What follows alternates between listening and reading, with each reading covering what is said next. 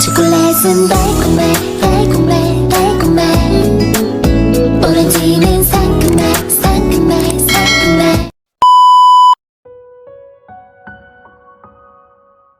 I thought I was just dreaming that she's in my room last night. But when I opened my eyes 30 minutes ago, I saw her sleeping beside me. Her arm were wrapped on my waist. Suddenly my heart flipped at the thought of she took care of me last night when I didn't feel good. I ran my fingers through her hair and touched her face with the back of my hand. He moved a bit at isiniksik niya ang ulo niya sa dibdib ko. I smiled out of the blue. Maybe she was dreaming that I am a pillow. I supposed to get out of his bed, but my body don't cooperate. It feels like something deep down of me says I need to stay with this woman who's hugging me right now. And so I did. It took me another 30 minutes watching her sleep. This was the second time I've slept with her. Pero katulad noong una, she does not let go of me. This time I don't feel like taking her arm away and leave her while she's still in a deep sleep. That's when I noticed my shirt. As far as I can remember, I was wearing my white polo. Pero sa nakikita ko ngayon, I'm wearing my own black shirt. Was she the one who changed it? Hindi lang iyon, pati ang slacks na suot ko kahapon na ngayon ay sweatpants na. Napangiti na lang ulit ako. Hindi ko alam kung anong iisipin ko. A lot of things playing in my head, but I am happy because she did all of this for me. Jiu? She said almost a whisper, but her eyes were still closed. Is she dreaming of me? Okay ka na ba? Oh, I guess not. She slowly opened her eyes and looked up. Jiu? Shortcut for Jovel? It's my first time to hear that for her. No one calls me Jiu after all. Siya lang, and it's nice though. I cleared my throat before answering. Yeah, much better. Thank you.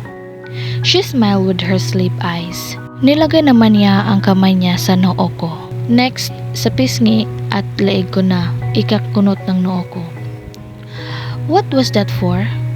Mabuti naman at wala ka ng lagnat, she said in a sexy husky voice at pipikit-pikit ang mga mata. Inaantok pa siguro. What time is it? She asked. It's still early, Watson. Just sleep. 4 a.m. pa lang. I just woke up early. She nodded. Lumayo siya ng kaunti. Matutulog muna ako dito ulit. She whispered and fell asleep. I didn't know what pushed me at mas lalong inilapit siya sa katawan ko. Hugging her too. It feels right. So, right that I couldn't remember who I am at this moment. Pati lahat ng bagay na pinapangako ko sa sarili ko ay nalimutan ko na. I just broke the rule I've made for myself because of her. How can she do this to me? Bago pa sumakit ang ulo ko sa kakaisip, I just closed my eyes again, trying to get back to sleep. My whole body aches, pero ilang minuto na ang nakakalipas ay hindi ako makatulog. So I decided to get off from bed. Mabigat ang kalooban kong iwan ulit siya habang tulog, but I need to. So I slowly removed her arm at inayos ang kumot na bumabalot sa kanya. I went straight to the bathroom and took a cold bath, changed into shirt and jeans, and went outside. Inaasahan ko nagising na ang apat pero hindi ko sila nakita sa sala. I remembered what I did yesterday. Naiinis ako kaya naghamon akong kalabanin silang apat. Fuck you, Kensley. Good morning, Mr. Grimes. Bati sa akin ng mga tauhang nasa bahay pati na rin ang mga katulong. I just gave them a nude.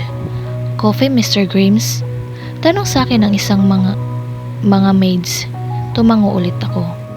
Naglakad ako patungong pool area at doon muna nagstay, thinking what's the real score between Kensley and Watson. I just can't help it. Pero malalaman ko rin na mamaya yan, soon. Whatever it is, I shouldn't care, right? But damn these thoughts. Hindi ako mapakaling malaman iyon. I'm not going to stop until I already know. Ito na po yung kape niyo, Mr. Grimes. Inalipag nito sa mesa. Hindi ko siya pinansin at umalis na rin siya pagkatapos. I sip a bit pero naalala ko si Watson. She used to make a cup of coffee, a part of her work as my secretary, kaya alam na alam ko na ang timpla niya, which is sabihin na nating pinakamasarap na timpla ng kape nga natikman ko. Even the most expensive coffee ay walang-wala sa timpla niya. I guess there's something wrong with my taste buddies now, but I want Watson's now made coffee. Damn it, Watson again. Hindi rin ako nagtagal sa pool area at pumasok na ulit sa loob at dumiretso sa office ni Dad until someone's calling me. I immediately answered the call. It was one of the mafia boss in US, the one and only Willis Henson. What does he want? You fucker. Yes, the devil-like mafia boss. Say that to yourself, asshole. And I heard him saying it to himself. Sira ulo. What do you need? A mafia boss like him does not do calls like this. I mean, hindi siya tatawag if it's not really important. He's a mafia boss. He can do all things as he wishes.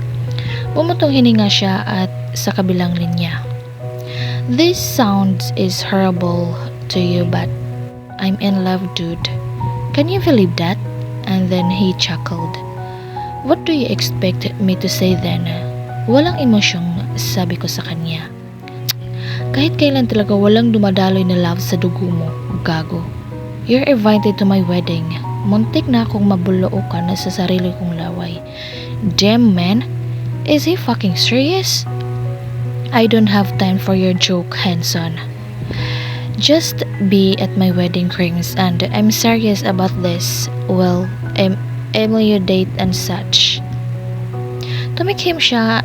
You should find your woman too, Grimes. Hindi ko alam kung gaano kasarap magmahal at mahalin pabalik. I don't take orders, you jerk.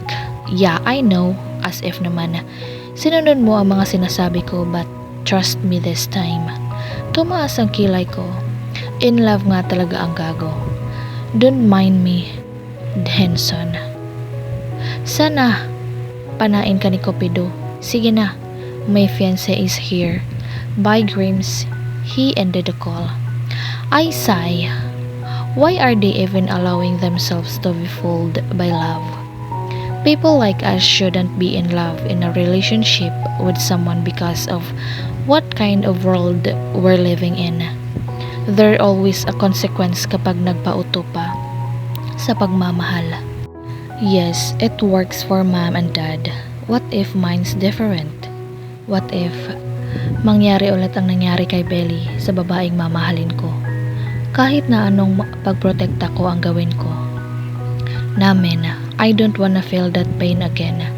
Losing someone is like losing yourself. Hindi mo alam kung kailan ulit magsisimula. The only thing that's in your mind and heart is vengeance. As I was in a deep thought, someone knocked on the door and I saw himself. Charles Mateo, POV. Morning. Bati ko sa pinsan kong gago. Shit, sa sobrang sakit ng katawan ko, sarap barilin din ng kumag na to. Nabangasan pa ang mukha ko, tangina. Tinanguan niya lang ako. What was the meaning of what happened yesterday, Jovel? Yeah, first time basis kami kapag kaming dalawa lang ang nag-uusap. Hindi ko kasi talaga maintindihan ng taong to. Bigla-bigla lang nang naglalasing tapos sa amin mabubuntong ang galit. Pangalawang beses na yun. I got annoyed. Tangina, yun lang? Muntik na kaming mamatay tapos yun lang ang rason niya? Nanggagago ba siya? Don't look at me like that, Charles. Sabi mo kahapon we need to celebrate cause Watson found someone. And now you're telling me you just get annoyed? Was it the reason why, huh? Dahil kay Watson? At dahil kung sinong mga lalaking nahanap niya? Don't you dare lie to me. It took him minutes before answering me. Oh, not sue him.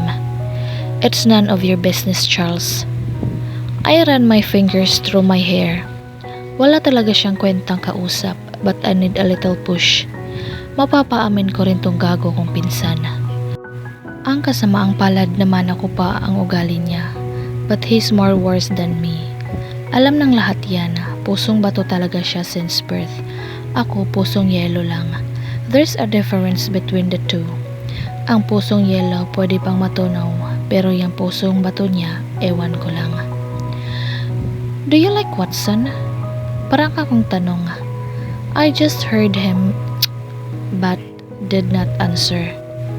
Silence means yes, so you really like her? You know what would be my answer to your question, Charles. Ang tigas talaga.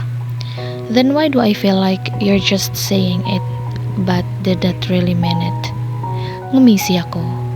I knew you since then, Jovel. You can't just lie to me. And oh, since Watson's came here, you've changed a lot. So what do you expect me to think, huh? Let's not talk about me and Watson. Wala akong pakialam sa kung anong iniisip mo. It's that your reason why you're here? Tigas talaga. Ayaw pang sabihin para matulungan ko ang gago sa kanyang love life. Pero pinapaaral na naman niya ang paniniwala niyang hindi dapat magmamahal ang mga taong tulad namin, which is no to me. Hindi, I just want you to know that Kensley is here. Nakita ko namang humigpit ang hawak niya sa folder. Have they met already? I know. That's it. Yan lang talaga ang sasabihin ko dapat eh. Pero naiinis ako sa kanya dahil sa mga bangas ko sa mukha. How am I gonna work with this wooden face? Got to go. Binuksan ko ang pinto at kasabay nun ay ang sigaw ni Watson. And Jovel's room? Malapit lang kasi ang kwarto niya sa office ni Mr. G. Ano na naman ang nangyari kay Wethalia? At before pa ako makalabas ng pinto ay patapong lumabas si Jovel. What the fuck is happening? Bakit nasa kwarto niya si Watson? At bakit alalang-alala naman itong pinsan ko? Deny pa Jovel. Kahit hindi mo aminin, alam kong nagkakaroon ka ng puwang si Watson sa bato mong puso. Hindi siya ganyan kahit kanino, kay Watson lang. Ang lakas ng tama.